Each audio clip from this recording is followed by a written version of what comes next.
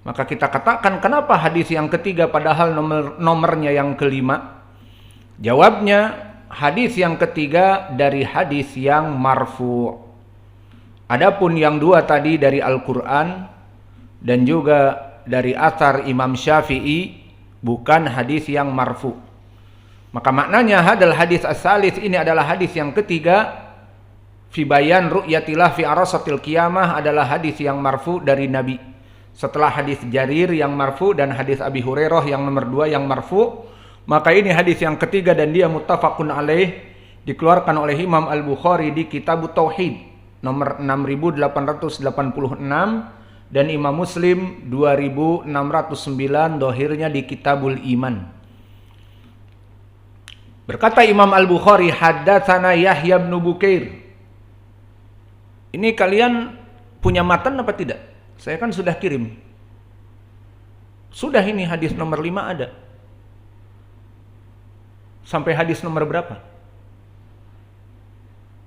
Ini Yahya ibnu Bukair nggak dimasukkan. Kenapa nggak minta kalian? Ya salah sendiri. Bukan salah bunda mengandung. Salah anaknya yang nakal tidak mau minta. Jadi tidak ada matan ini. Minta nanti kita tambah. Haddatsana Yahya ibnu Bukair.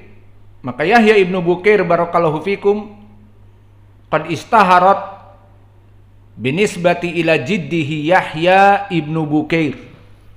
Berarti Bukair bukan nama bapaknya, bukan, dia nama kakeknya. Berarti bapaknya siapa? Yahya ibnu Abdillah ibnu Bukair Al-Mahzumi Al-Misri. Maka dia dari ahli Misr, dari Egypt. Dan Yahya ibni Abdillah ibni Bukair berarti nasibnya sama seperti siapa dari perawi hadis yang masyhur dengan kakeknya? Ahmad ibnu Hambal. Maka Ahmad ibnu Hambal, apakah bapaknya Hambal? Bukan. Bapaknya adalah Muhammad. Maka dia Ahmad ibnu Muhammad ibnu Hambal. Jadi Ahmad ibnu Hambal juga nama kakeknya Hambal, nama bapaknya Muhammad. Seperti di sini Yahya ibnu Bukair. Bukan Bukair bapaknya Yahya, tetapi bapaknya Yahya Abdullah. Yahya ibni Abdillah ibni Bukair. Seperti Ahmad ibni Muhammad ibni Hambal. Dan dia Asya. Seperti biasa, 3 perkara akan kami berikan. Pertama, tahqiq dari nama dia, dari mana asalnya, selesai. Bahwa dia namanya Yahya ibni Abdillah ibni Bukair Al-Misri. Lalu, permasalahan kedua, Asya fi ay tabaqah, dia hidup di tabaqah keberapa? Huwa Asya fi tabaqah al-ashirah min kibar al-akhidin min itba' at-tabi'in. Maka dia adalah murid-murid besar dari kibar itba tabi'in. Sehingga apa?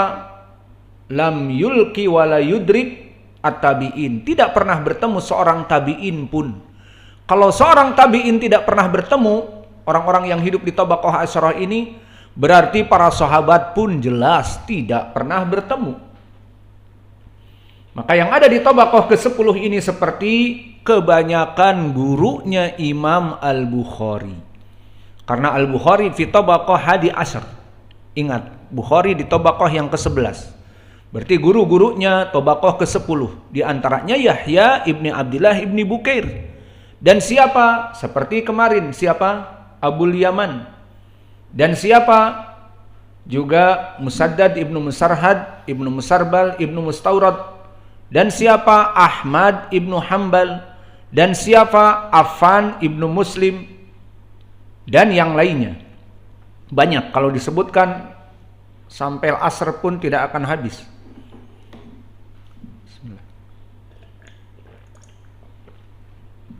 Maka faedah yang ketiga dari ilmi rijal, setelah kita mengetahui fi ay tabaqah, maka mahaluh, bagaimana kedudukannya di ilmi jarhi wa ta'dil. Maka dia barakallahu fikum asluhu thiqah. Dia asalnya adalah rawi yang thiqah. Namun pengkhususan diri sini, jika meriwayatkan dari Laits ibnu Sa'ad, maka dia derajatnya di atas thiqah. Dan ini dinaskan oleh Imam Ibni Adi, kana jar al-Laits ibni Sa'ad wa huwa athbatu nas fihi wa indahu an Laits ma laysa inda ahadin. Maka asalnya dia thiqah, namun pengkhususan periwayatannya kepada Laits seperti di sanad ini, maka di sini dia di atas derajat thiqah. Karena Ibnu Adi mengatakan dia tetangganya Laits ibnu Sa'ad. Dan Laits ibnu Sa'ad adalah orang yang paling kuat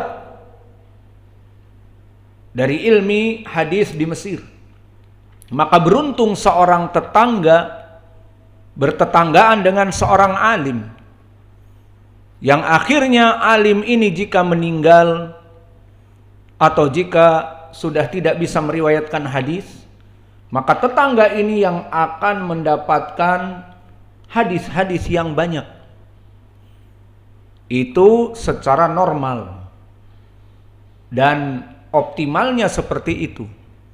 Namun bisa jadi tetangga Allah inginkan disibukkan dengan dunia dan tidak peduli dengan ilmu dan yang lainnya, maka orang-orang yang jauh lebih baik daripada tetangga ini, karena tidak ada baginya untuk ghirah menuntut ilmu dan sebagainya. Maka asal dari tetangga seorang alim, dia bisa jadi periwayatannya lebih baik jika dia menuntut ilmu. Namun jika dia disibukkan dengan dunianya, tidak berpikir di sampingnya ada alim ulama, maka keberadaan dia di sana tidak membuat baik untuk dirinya. Maka Laits ibnu Sa'ad dulu bertetanggaan dengan Yahya ibnu Bukair al-Misri. Fahuwa sara min athbatin nas fihi. Karena tetangga namanya setiap hari menuntut ilmu. Akhirnya setelah besar Yahya ibnu Bukair, jadilah dia marja setelah katibil Laits. Wa indahu anil Laits ma laysa fihi ahadun. Maka dia mempunyai hadis-hadis dari Laits yang tidak dimiliki orang lain.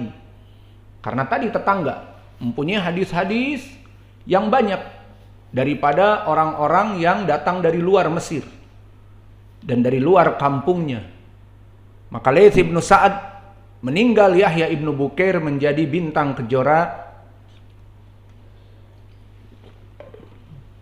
pada zamannya. Apalagi setelah jatuhnya Katibul Laits, dikarenakan kitabnya yang masuk padanya tercampur dari tulisan tetangganya yang buruk.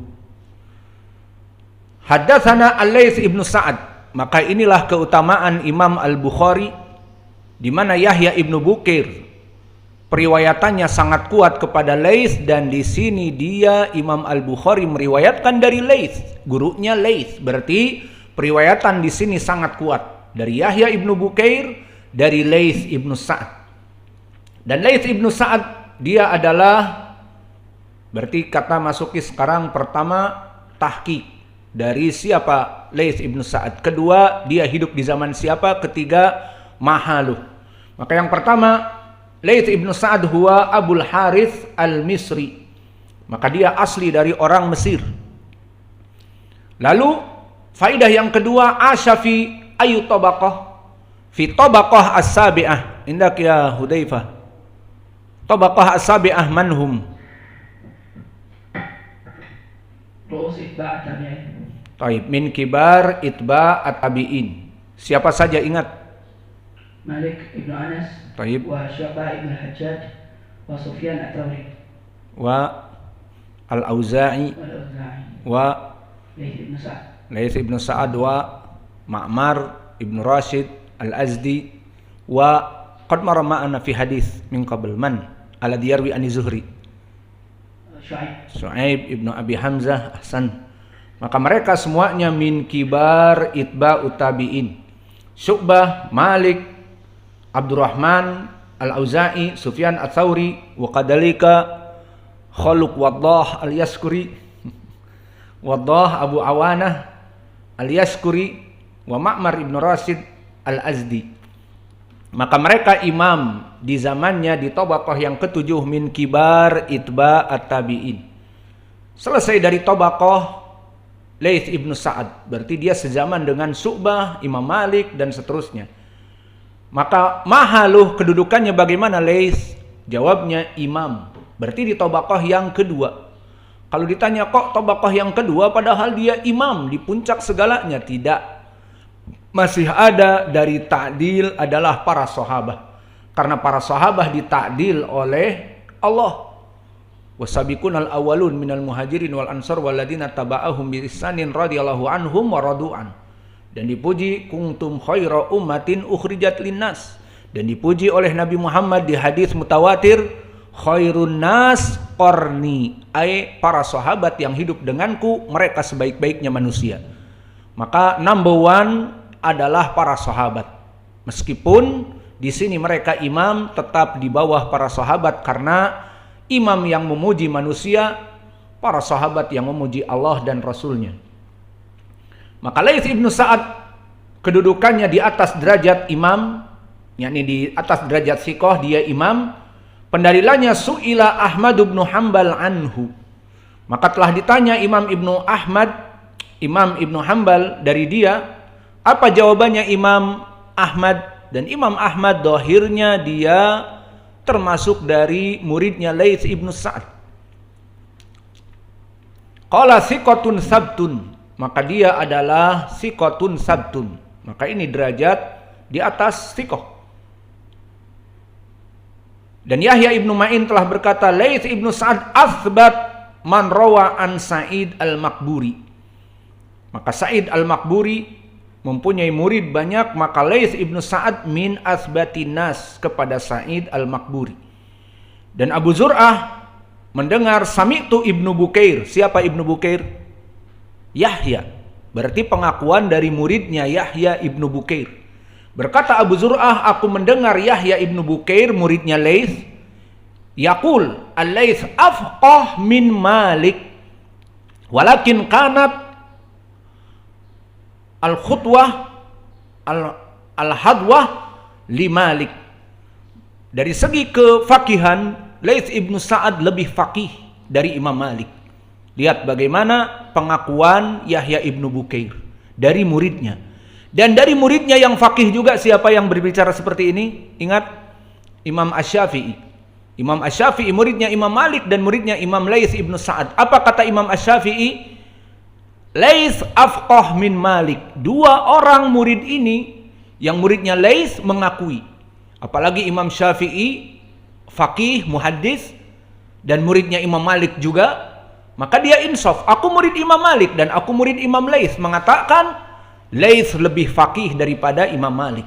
Dan Yahya ibnu Bukair muridnya Imam Laits lebih faqih daripada Imam Malik. Dua orang imam ataupun rawi yang siqah mempersaksikan Laits lebih faqih daripada Malik. Lalu pertanyaannya, mana madhab Laits? Ada. Madhab Laits ibnu Sa'ad ada, namun tidak semasyhur madhab Imam Malik. Seperti yang sekarang di dunia, madhab Imam Malik, wa Syafi'i, wa Ahmad, wa Abi Hanifah. Lalu bimadhab Imam Laits, kenapa tidak terkenal? Itulah kata Yahya ibnu Bukair, walakin kanat al-hadwah li Malik. Maka keberuntungan ada di tangan Malik.